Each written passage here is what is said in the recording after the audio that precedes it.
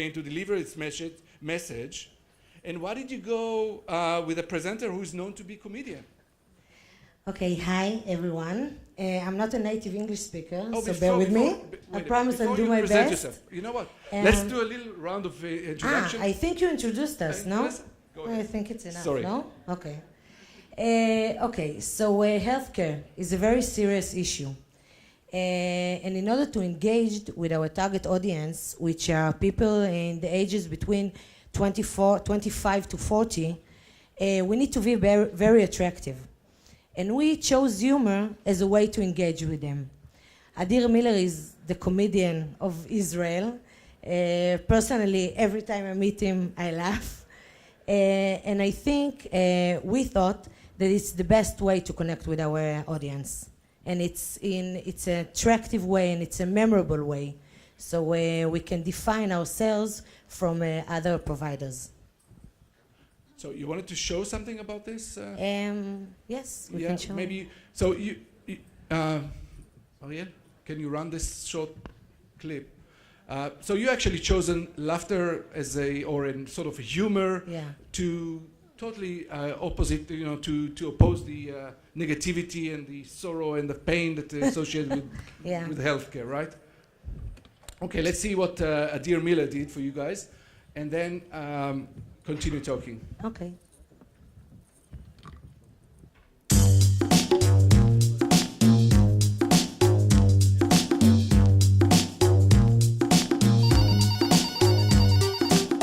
מכבי שלום מדבר הווארד, במה אני יכול לעזור?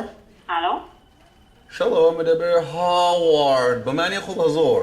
היי, אהוד, אני צריכה בבקשה לקבוע תור לרופא המשפחה שלי, כי אני רוצה לקבל אישור מחלה. את רוצה לקבוע תור to your family doctor, yeah? כן. Okay, what's the name of your family doctor? דוקטור וייסמן. אני צריכה לקבוע לו תור כדי לקבל אישור מחלה. אישור, את רוצה לא יגידו את עושה עצמך, אלא יגידו זו באמת חולה. סליחה? את רוצה אישור? אני הגעתי למקום הנכון. אני יכולה לדבר בבקשה עם נציג שירות של מכבי? גברת? כן. דון בעצבים, לא צריך, אני בא עוזר אותך. סליחה, איך קוראים לך? וואו. אפשר בבקשה לדבר עם נציג שירות של מכבי, מישהו שיכול לעזור לי? אתה רוצה אישור מחלה? אני נותן מאושר. מה? מאושר מחלה. אישרתי לך מחלה. מאושרת. Okay. בסדר? We got the message, I think. אהוד, סליחה, אפשר בבקשה נציג שירות שיעזור לי לקבוע תור לרופא משפחה? Okay. We got the message. So please share let's with see us. if you got the message, okay? Could you please share with us the goals of the campaign? Yeah. What did you try to achieve? I mean, what was the targets? And if you can share with us the results. Okay, so in this campaign we used several video clips. The one we saw, we wanted to show that we have digital services. We wanted to increase the awareness of them. And this one, it was the option to talk to your personal doctor through the app. Did you get it? Okay. The goal was awareness. Because we are talking about video is best for awareness, I think less for conversion. And the results were awesome, okay? The results were over 10 million views in single month and 20% increase in usage of our digital services in the app and in the websites. So Very nice, I think it was Yossi, good. go over to you. So you have a major challenge since your audience might be different, right? You have a totally different audience.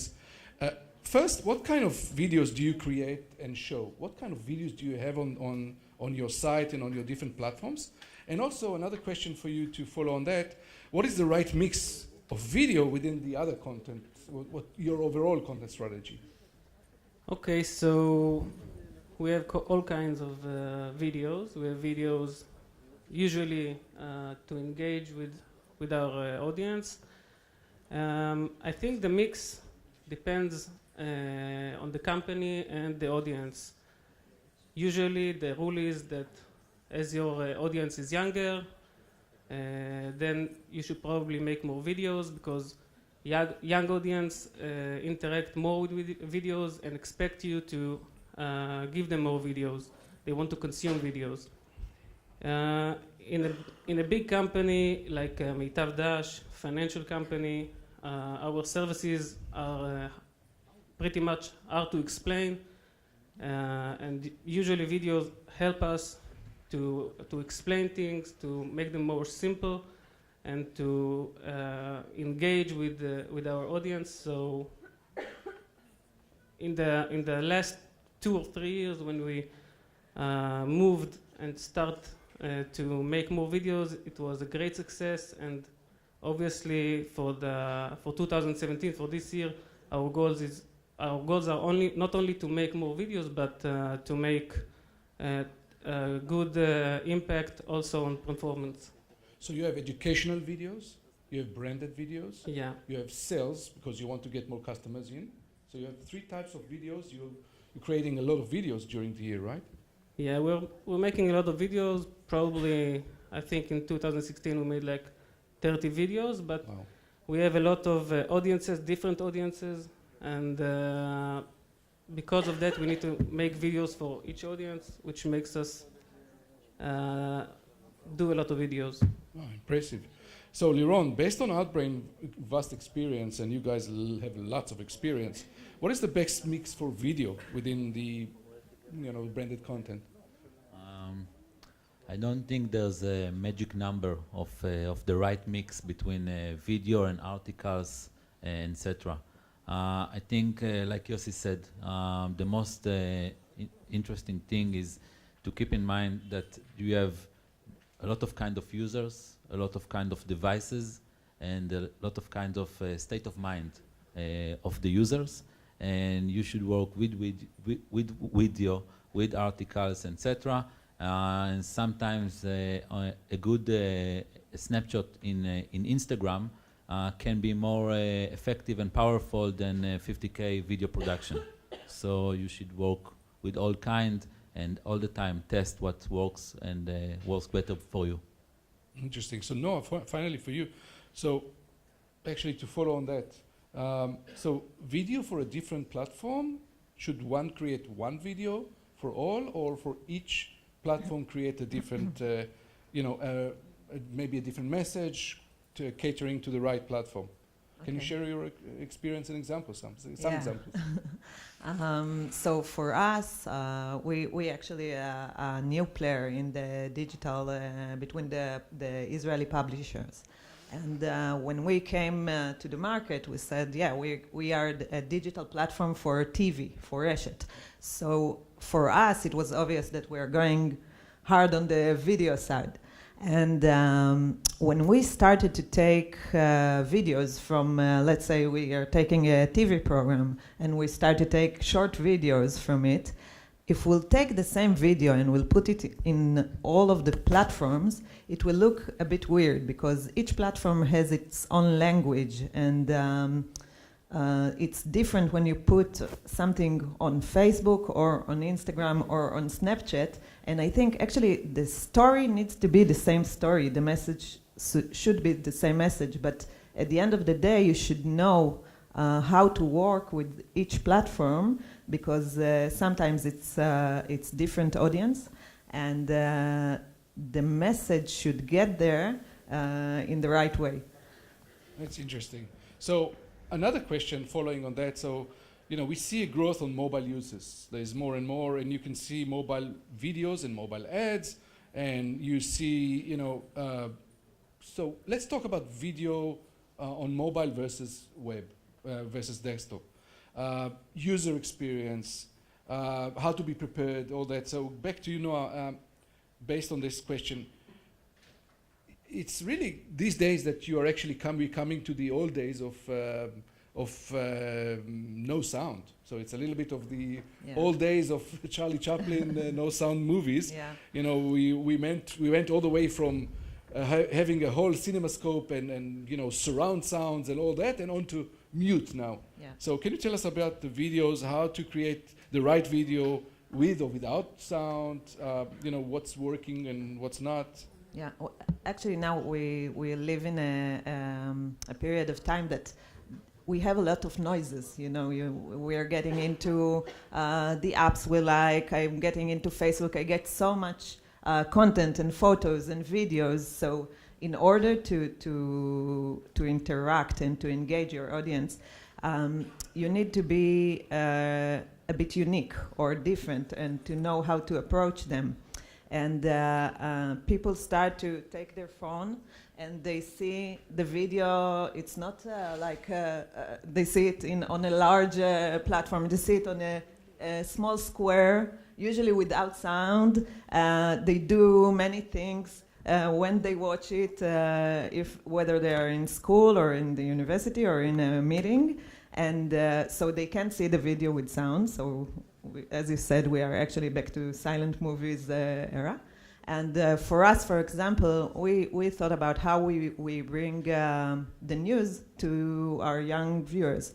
And one of the things we started to do is to take the headlines and to make such a 2 minutes format that says, this is the main thing everyone speaks about today, and all you need is 2 minutes. And we even skip the sound. We just put this elevator music. And we use large subtitles and videos, and people loves it. We put it in our Facebook. This is the right one for Facebook, by the way. And it gets to hundreds and thousands of views in 24 hours. It's amazing. And it's basically young people between 18 to 30, sorry for everyone that above 30, and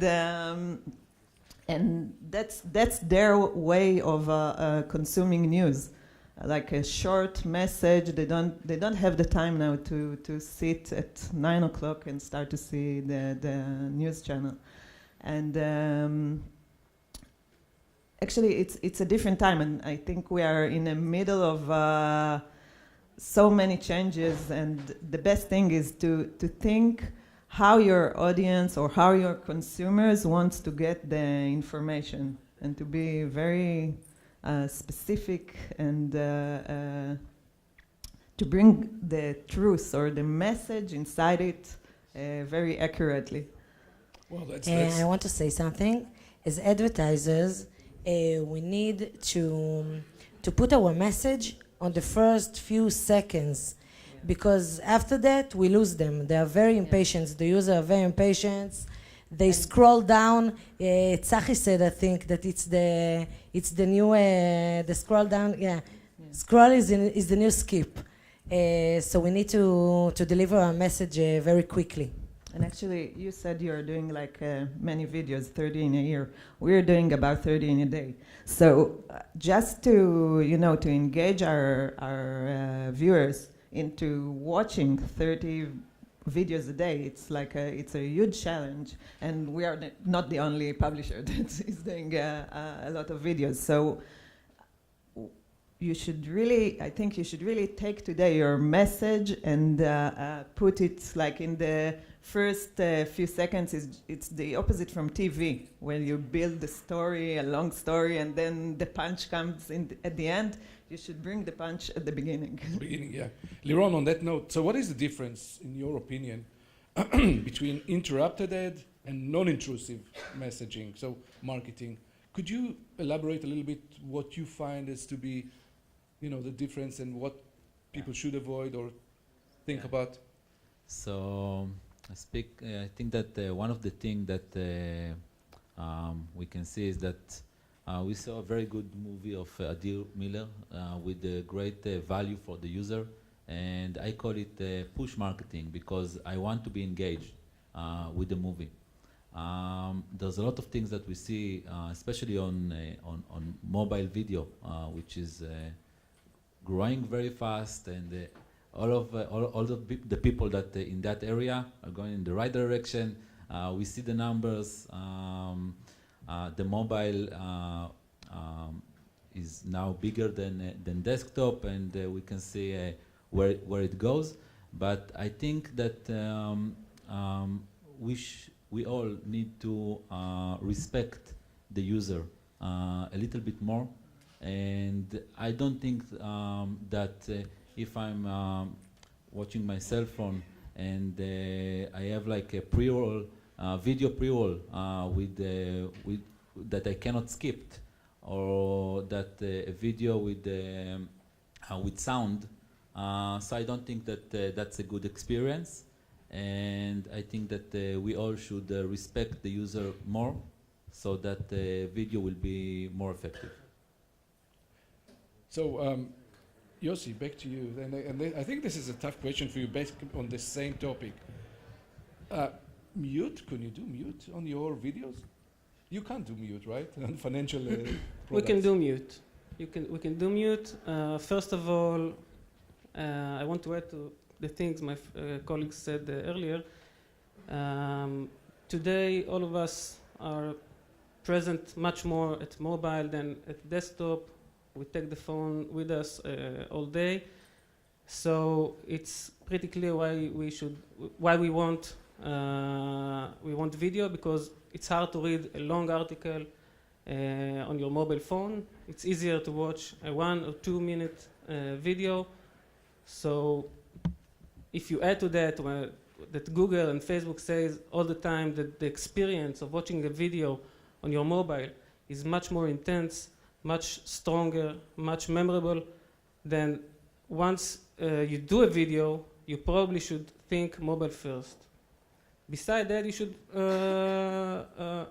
should know where you want the video to be advertised, or where you want to put it, on which platform. And if you do it on Facebook, for instance, and most people will not watch it with sound, then you need to for example, to put subtitles, and I call them Facebook subtitles. They are big subtitles that you can watch them on your mobile phone and still understand what the movie is talking about. And this is the new era. People are now making Facebook kind of movies, Facebook kind of videos, one that are suitable for the platform. So we do it also. Another question on that, and I also I'm going to ask Lilach on the same question. The creating of the video, you said you're doing 30 videos, and you're not a production company, not like 30 days a day. So do you prefer to use internal resources? Why do you choose to do it this way or the other way? Any lesson learned that you can share with us around that? I don't think it's a question of in-house or outsource. I think it's more a question of how much time, focus, and resources you put on it. Because you can take someone in-house to do movies, and you can take an expert or some kind of company, put it with a retainer, and they'll make videos all day long. So it's really more about resources. What I can say, that once you make a video, you should remember that making a video is a tough mission. It's not like writing an article. It's not like creating a banner. Even if you have good companies that work with you, outsource companies, it's not just send them a task, make me a video. It takes much more time. You need to put more time from yourself. You need to have a good story. You need to have a good creative. You need to put. You need to think about the little things that takes the video from a regular video to a great video, and this is the role of the marketing manager that runs the whole thing. Lilach, for you again, the same question. I think I want to agree with Yossi. You actually shot your internal. You're right in the Kupa, right, in the same location that you use for everyone. Here right? In this campaign, yes, we did it in our company. But I want to say that video is great, and everybody watch video. But I think that you don't need to do video just to check the box. You need to do video if it suits your goals as a company, and if it's relevant to your customers. Because my customers are young people, it's relevant. But if there will be a company that the audience are older and do not watch video, everyone watch video, I know, but still it needs to be relevant to your audience. If I shoot a doctor in a movie, I will take my doctor, of course. I won't put an actor and say he's not a doctor. I'm a healthcare provider. But all the production we do outside. Okay, we do it with experienced people who can give us the best results.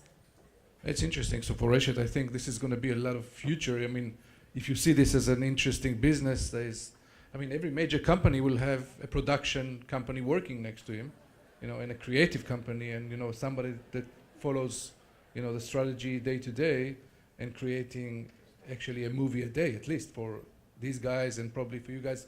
Everybody's making movies, so it's interesting. The important aspect of content ad is how to deal with the big data. Okay, so that's a question for all of you, and the analytics. What kind of KPIs, the key performance indicators that you follow, which one do you usually follow? Lilach, if you want to follow on that, or everybody?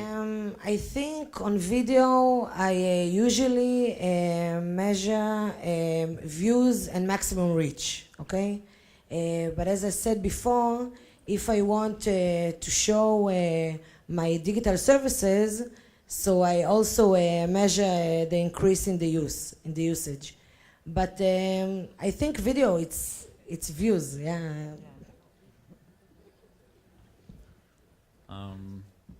Most of the market are checking the value of the view, and what we are checking is what happening after the click, after the view. What is the bounce rate, the average session, what is the percentage of completed view, and mainly we want to focus about. We think that it's much better to pay about full view, complete view, and not just a view of 5 minutes. And we are in Outbrain, we can see that when the user is not just showing the video, watching the video on his feed or through a pre-roll that jump into his face, so when he's interested in the video, so there's a better complete view after the click. I want to add something. At Meitav Dash, for instance, we have online products. So regarding to your questions about the KPIs or what we're measuring, I think it depends on the kind of video you produce, the kind of video you want. If you have the marketing funnel, so maybe you have a video for engagement, so okay, let's check how much time, what percentage people watch the video, but you can also make a video for sales, and then you should, like Liron said, then you should check what people did afterwards. Did they clicked? Did they went back to your website and purchased or bought something online? So it really depends on the kind of video you produced. You want to add on this? No. For us, it's a bit different because we are a publisher. So sometimes we'll do what's important, even though we know it won't bring a lot of views. And sometimes we'll do something that we know will be really, will bring us a lot of video views. And we all the time check ourselves. But I always say to my editors, we can't always only look on the side of the views, because we need to bring sometimes stuff that are important for people to know, and not only click bites and sexy movies. I just want to add, of course it's not about just about the views. Sometimes we do a landing page which in the landing page there are a few videos, and there is more content that we want. So then we measure how much time, how was the session, what they did on the landing page. So of course it's not only the views, but the video itself, we measure by the views. What's your view on personalization? So we know that programmatic or automated kind of videos, it's all about, trying to sort of target and segment the people and, try to get the right message to the right person. So what's your opinion in terms of videos? What's your, how do you actually deal with this in terms of personalization? So I guess you have segmentations, you have all kind of messages that you want to deliver to the same, to this. Okay, so I can give you an example. On our work at Meitav, we found out that people that engage with our movie, that watch the videos, are 3 times more likely to convert than people who don't watch the videos. So we want to bring people, look-alike people, or that watch the movie, or remarketing for people that watch the movie didn't convert. Personalization is great once you know the kind of audience that watch your movie. You should try to make more videos for that kind of audience, and check why other people, other audiences didn't watch your movie, and maybe give them something they do like. Another question that I thought while you're talking now, we don't have a script for this, but earned media. Did you think about earned media, user-generated content? Is this something that you guys deal with this? Of course. I think that earned media we're more trying to do when we're looking for engagement, but when we want to sell, when we want performance, then usually it's more binary marketing kind of video. And user-generated content relevant to you guys? I think sometimes, yeah, it depends on the campaign, on the what you want to achieve from your video. Have you ever thought about this in Maccabi? For Maccabi, it's usually not relevant, but I agree with Yossi. It depends on what we want to do. If now I want to ask people something, or if I want to show them something and ask their opinion, so maybe I will use that. But today we're not using it. Yeah, no user-generated content for. No, but I want to say about the personalization. I think that's actually the next revolution, because we talked about all the noises and all the content that people can get today, and for me, and like every time I go into YouTube, I get a diaper, and my daughter is 5 years old. I finish with diapers, so please, I don't want to see any more diaper commercials. So I think that's the best thing, when people will start to get the right commercials for them, the right content for them. Like, I don't like sport, I don't want to get anything about sport in my feed. So I think that's when the publishers and the advertisers will start to work with personalization, and probably the technology will be better and better. That will be a new era for us. Liron, do you think this is going to happen, personalization? No doubt. I think that all the marketing is going to one-to-one, one message to one person, and it's going to be harder in case of when you think about the production, but the technology will help us to make a much more variety of videos, and you will spread it and see what works better for you. Interesting. Just a direct question for you, and I think this is my personal interest. So 85% of every dollar goes to Facebook and Google. Yeah. Right? Yeah. Tell me, why do you think Outbrain is going to be the third, or how can they be the third largest platform on earth to take a little bit of this? Yeah. So first of all, on YouTube, I get diapers too. Right now, the two main focus of marketeers today is search and social. And there's the amount of time that I search, and there's the amount of time that I look what my friends are doing on the social network, and there's all the other time that I'm going to the publisher website. We call it discovery, the discovery mode. Outbrain is the biggest discovery platform, and we believe that there's a huge potential in discovery because the user is much more open-minded to find new products, new videos, new content, new things that are relevant for him, and this is a very big opportunity for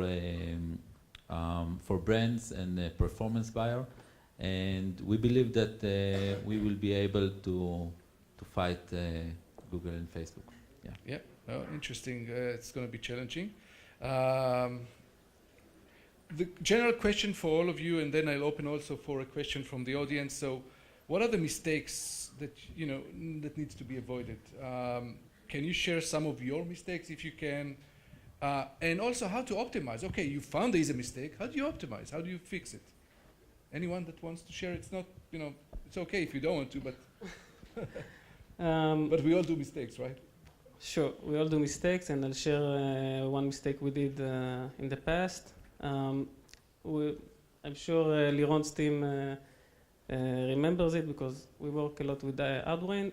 So one time we had a large campaign and we made a pre-roll, remarketing pre-roll, and the pre-roll was great, it was funny, and after a few days when we wanted to optimize the campaign, we checked what users are doing with it. So we discovered that most users are watching 70 to 80% of the video, which is usually great, 70 to 80%. But then we realized that our call to action and our brand's name were only at the last 3 seconds of the video. So most of the people didn't understand what the hell we want them to do, and didn't know which company the video is. So if you want to learn from our mistakes, you need to try to put your brand logo around the first 5 seconds, and maybe imply the call to action throughout the movie, not only at the end. This is my tip. Guys, mistakes, optimization. Of course, I don't do mistakes, but no, of course, we all do mistakes. It's a mistake from the past also, because now we're a little bit older, and we understand more. I went with the campaign. It's not even Maccabi. I went with the campaign, and I didn't realize the connection between search in Google and the campaign. And I didn't put ads on the search. So that's a mistake that you need to know, that when you put a campaign, even if you don't think it will do it anyway. What was the question before the mistakes? Optimization, just optimization. Once you realize. Optimization, I like to do A/B testing on videos. I put some videos online, and then I see what works best. And there I focus my budget. I do it with every campaign I do on the air.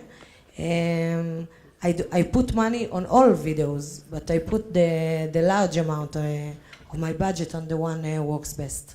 No, with the optimizations, you must be having tons of options to optimize, and to do A/B testing, and what kind of whatever. What's your take on that?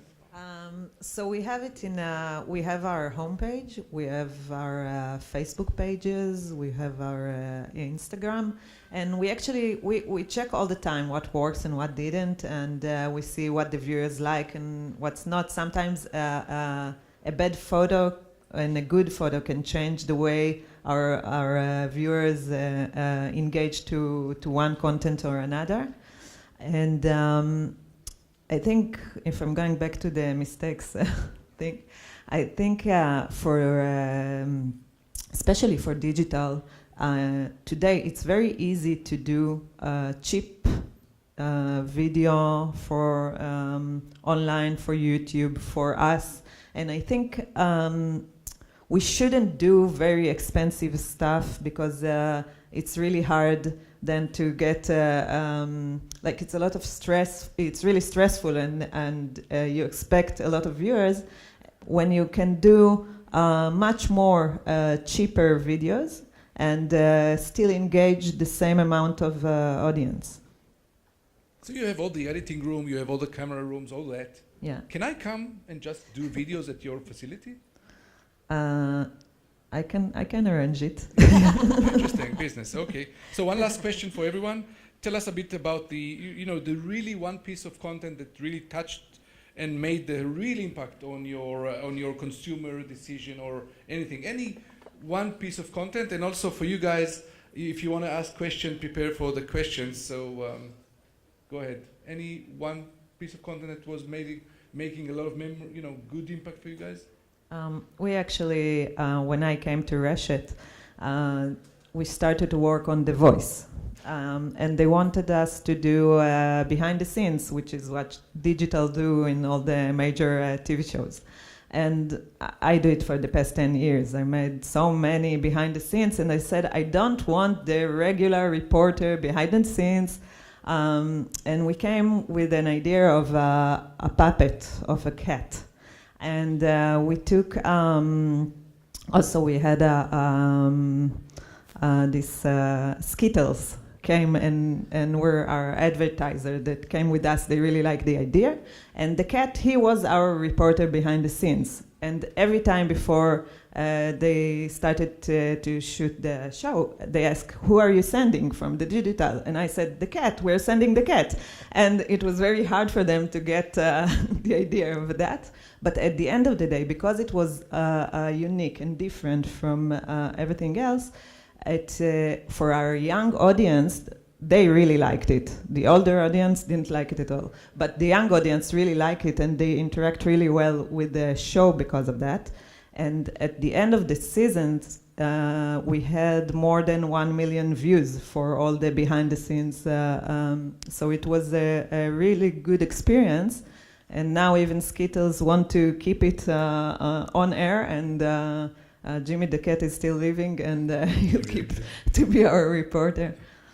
I don't know if you know, guys, but Noah is having one of the toughest challenges these days. Just off our topic totally. The Reshet Hashniya, I don't know how to say it in English, but whatever, the commissioner of television decided to change the channels. So I don't know if you know, but channel 2 is not going to be at 22 anymore. So she's going to have channel 13. Now, how do you sell that? Creating Reshet as channel 13. This is totally... we are working on it. We don't know yet. But it's a huge challenge. It's like a World War III. And I think there are so many things that are going to happen. Some of them we don't know. Some of them we are expecting. But yeah, it's a huge challenge. Yeah, well. Okay, guys, any question from the audience? Yeah, over there. I was wondering how big do you find the opportunity to generate interactivity into your campaigns? Good question. Interactivity. Can you elaborate on that? Well, first of all, if you want to make interactivity, you should put your video or on social, or if you have a magazine like Meitav Dash, then you can put it in the magazine inside an article, a video that says things the same way like the article, and you can do BuzzFeed, you can do polls, you can do all kinds of things in the same page, so that allows you to know things about your audience once they click on it,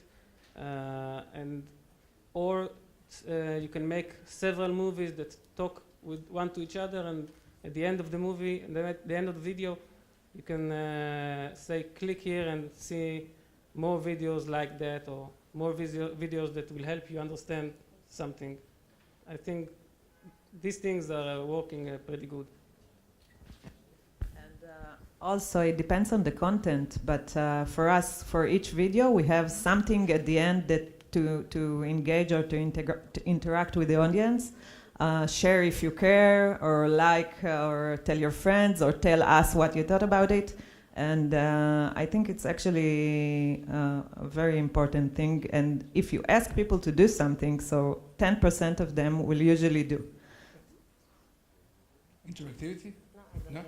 Any more questions? All right.